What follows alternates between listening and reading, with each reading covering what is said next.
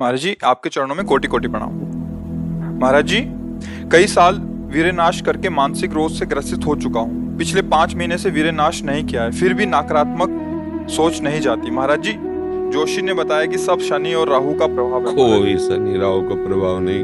करो दुष्प्रवृत्तियां और शनि राहु को दोष दो, बेकार की बातें हैं। कोई किसी को सुख दुख नहीं देता, हमारे आचरण ही हमारे को दुख देते हैं। पक्की बात समझ लो।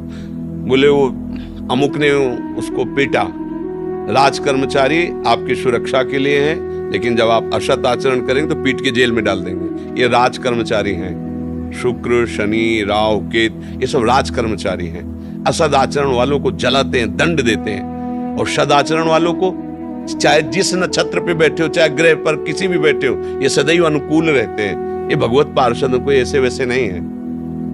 करो अस्त मैथुन और शनि साढ़े चढ़ा हुआ है, इसलिए ऐसा होता है। बेवकूफी वाली बातें बच्चा है। अभी अवस्था है तुम्हारी वीरपात करने की। गेहूं की फसल तैयार हो रही है, गलेत पे हो। गलेत माने होता है दाना अभी पड़ रहा है, और आप उसको काट लो तो ना भूसा होगा ना दाना होगा, व्यर्थ जीवन चला जाएगा। कम से कम 20-22 वर्ष तक ब्रह्मचर्य का पालन करो, फिर गृहस्थी में जाओ। संतान तेजस्वी होगी, देशभक्त होगी, माता पिता की भक्ति कर। ये क्या है?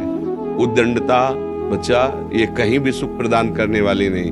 ज्योतिषाचार्य, दुनिया के आचार्य सब उसी परम पिता परमात्मा के ज्ञान को ही बता रहे हैं। जो सही माने में ज्योतिषाचार्य है, वो सबसे बड़ी ज्योतिष ये है कि भाग्य विधाता हमारे कर्म हैं। अवश्य में भोक्तव्यम कृतम कर्म शुभाशुभम। ठीक अपने कर्म कर लो, कोई तुम्हें बिगाड़ दे तो हमें बताना।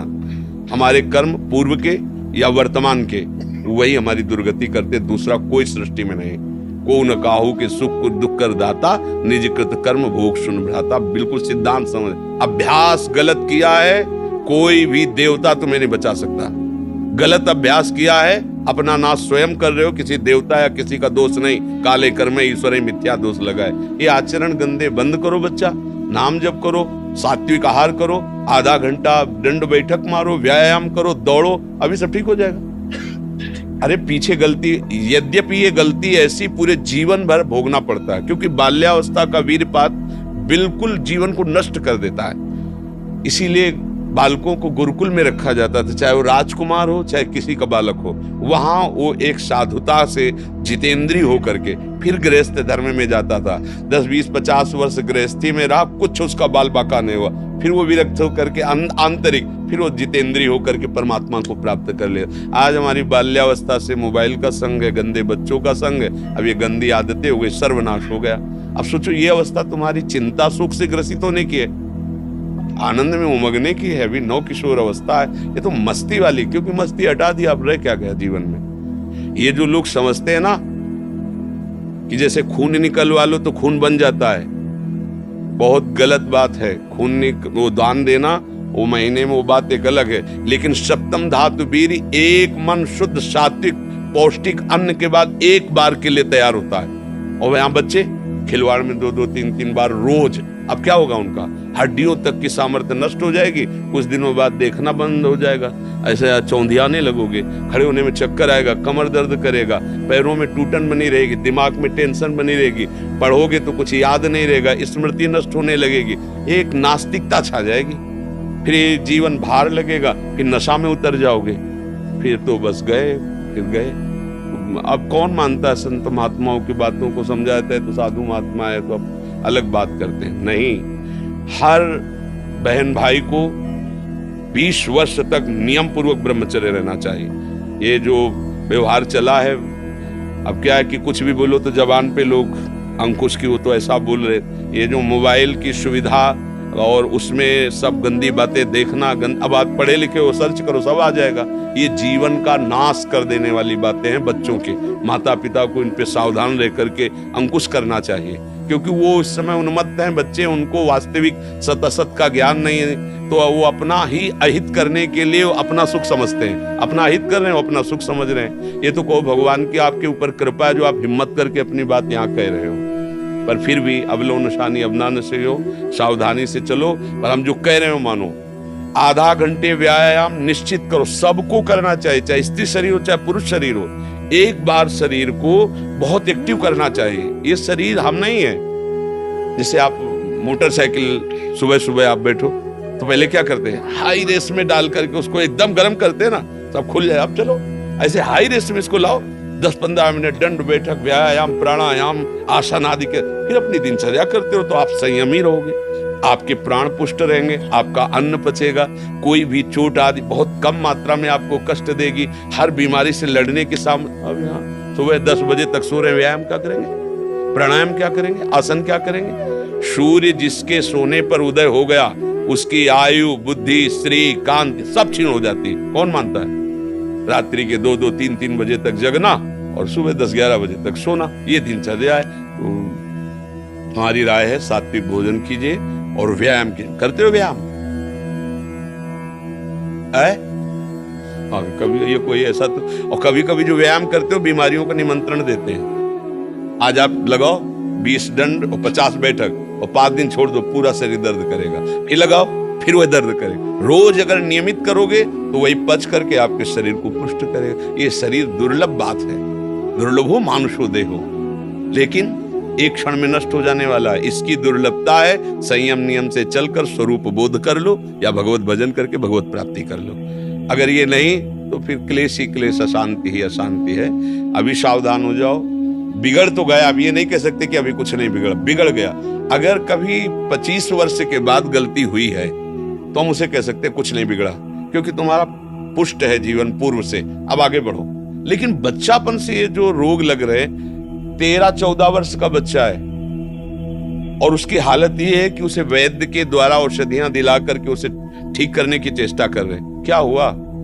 ये 13-14 वर्ष की अवस्था, इसमें तो उधर वृत्ति नहीं जानी चाहिए, मस्ती होनी चाहिए, एक अलौकिक मस्ती। ये किशोर अवस्था है, पर आचरण और संग ऐसे हो गए कि अब कैसे कहें। सात्विक आहार करो, व्यायाम करो और थोड़ा भगवान नाम जप करो। माता पिता के चरण छूते हो? नहीं, माता पिता के चरण नहीं छूना, माता पिता की अवहेलना करना, कहां से बुद्धि आएगी? अपने बुजुर्गों को प्रणाम करना, संतों को प्रणाम करना, माता पिता, रोज बुद्धि शुद्ध होती है। प्रातः काल उठ के रघुनाथा, मात पिता गुरु नाम ही माता, तो ये सब लिखी बातें रह गई। नए नए बच्चे हाय हेलो शुरू है, मिलेंगे तो क्या कहे? पहले कहते जयराम जी की, नहीं गांव में कहते थे राम राम भैया, राम राम कहते। अब क्या कहते? हाय तुम्हारा दुर्भाग्य हमारा दुर्भाग्य। ले बच्चे नहीं कहते हाय, हाय डालते हो कब का? हाय ये हो गया, मतलब बुरे को कहते हाय। और यहाँ शुरुआत में भी कहेंगे कि हाय, कि हमारा तुम्हारा दोनों का दुर्भाग्य है हाय। और पहले कहते राम राम, तो वो भी बोले राम राम भैया राम राम। 4-6 बार नाम हो गया, कितना मंगल नाम हुआ। पहले नाम रखे जाते थे, राम कुमार, शिव कुमार, कृष्णदास, ऐसे। और अब क्या नाम? गप्पू पलप्पू, जब तक क्या नाम, मतलब उनका कोई अर्थ नहीं, कोई महत्व नहीं। ये माया का खेल बड़ा विचित्र है, फंसाता चला जा रहा है ऐसी जगह जहां कहीं भी। अरे नारायण नाम पुत्र का रख दिया तो उसको भगवत प्राप्ति हो गई। अंतिम समय याद आ गया पुत्र की और बुलाया नारायण, तो भगवान के पार्षद आ गए, कथा है, बचा लिया। अगर हम परिवार में भगवान नाम रखें, थोड़ा नाम कीर्तन करें, भगवत चर्चा करें और बच्चों को बैठाल के संकोच न करें। माता पिता को चाहे, एक हम जानकारी के भक्त, वो अब सन्यास ले चुका है बच्चा, उसकी माँ ऐसे समझाती जैसे मित्र से कि देखो बेटा तुम जवान हो रहे हो, तुम्हारा मन ऐसे भोगों की तरफ जाएगा, ऐसी ऐसी क्रियाएं भोगों की होती हैं, क्या तुम शुरू कर दिए? तो उसका नहीं मम्मी। क्या तुम्हारे मन में ऐसा आता है? आता तो है, बिना हमारे, हम तुम्हारे मित्र भी हैं, तुम्हारी माँ भी है, बिना हमारी अनुमति कि तुम ऐसा मत। आज वही सन्यासी है, वो जब हमसे बात करे तो हमका प्रणाम है तुम्हारी माँ को। बोले मुझे अगर संभाला तो मेरी माँ ने संभाला। मतलब बचपन से बैठाल कर हमको सारी बातें बताती रही कि ऐसी ऐसी गलतियां होती, ऐसी ऐसी बात होती, तुम्हारे अंदर तो नहीं, तुमका इच्छा है पर अभी नहीं है। आज उसने उसको सन्यासी बनाकर खड़ा कर दिया, भगवत मार्ग का पथिक बना दिया। मंदालसा ने अपने 4 पुत्रों को ब्रह्मबोध करा दिया। माता पिता का प्रथम रोल होता है। अब वो शर्म लिहाज इसमें क्या करना? बच्चा हमारा गड्ढे में गिरने जा रहा है, हम शर्म लिया, बैठा लो उसको पास में। देखो मोबाइल में गंदी चीजें तो नहीं देखते, गंदे बच्चों को संग तो नहीं करते। अगर आप ऐसा करते हैं तो नहीं करना चाहिए। उनका मैसेज देखें, उनका मोबाइल देखें, उनकी चेकिंग करें, उनकी मानसिकता को समझे। गलत हो गए हो तो उनको प्यार दुलार से, बड़ी कोई बात नहीं, गलती सबसे होती है, सुधार करो। मतलब उसको इतना पुष्ट करो कि वो बोझा ना लादने पावे और आगे निकल जाए। भाई इतनी फुर्सत कहाँ माता पिता, वो अपने ही मनोरंजन से फुर्सत ले, वो अपने ही मन को संभालने में परेशान है। इसलिए अच्छा है बच्चा, सावधानी से चलो, अब कभी मत करना। क्योंकि इस क्रिया में क्या होता है कि नस नाड़ियां इतनी कमजोर हो जाती है कि फिर आगे चलकर आप करोगे भी नहीं, पर वो शक्तिपात हो जाएगा, मतलब नष्ट हो जाएगी वीर शक्ति। वो आपको ऐसा लगेगा कि हमने तो कुछ किया ही नहीं, और वो ऐसे हो जाएगा। मतलब नस नाड़ियां ये हम अनुभव की बात कहते हैं जो हमसे मिले हैं साधक, कि स्नान कर रहे हैं, कोई हमारी क्रिया नहीं हुई, पर ऐसे हम सोने जा रहे हैं पर कुछ क्रिया नहीं, ऐसे छू गया तो ऐसे बिल्कुल शक्तिहीन हो जाता है। तो ये अपना नाश करना है। कुछ दिनों बाद नींद आना बंद हो जाएगी, कुछ दिनों बाद दिमाग में निगेटिव केवल रह जाएगा, नकारात्मक सोच रह जाएगी। ये जो दुर्दशाएं हैं ना, तभी हम कहते हैं पहले तो हम देखते थे कि 10, 20, 50 लोग गांव में तो ऐसे होते थे लंगोट बंद लड़ने लायक, क्योंकि गाय भैंस का दूध पिया, दंड बैठक मारी, ये बातें, मोबाइल था ही नहीं। 30-35 वर्ष से मोबाइल चला होगा है, इससे पहले नहीं था। पहले वो ऑफिसरों के पास वो बड़ा बड़ा होता था, नहीं तो हमने ये मोबाइल नहीं देखा 30-35 वर्ष, तो वो ये सब था नहीं। गांव में कभी किसी एक के यहाँ टीवी हो तो हो, नहीं तो बिजली ही नहीं थी तो टीवी है, वो बैटरी से भले वो रामचरित जो चला था ना, तब गांव में छोटी छोटी टीवी लाए, बड़ा शुद्ध जीवन। अब ये समझे में नहीं आता है कि जवान है कि बूढ़ा है। कपड़े जैसे बांस के डंडे पे कपड़े पहना के खेतों में नहीं खड़ा किया जाता, बिल्कुल ऐसी सीन है।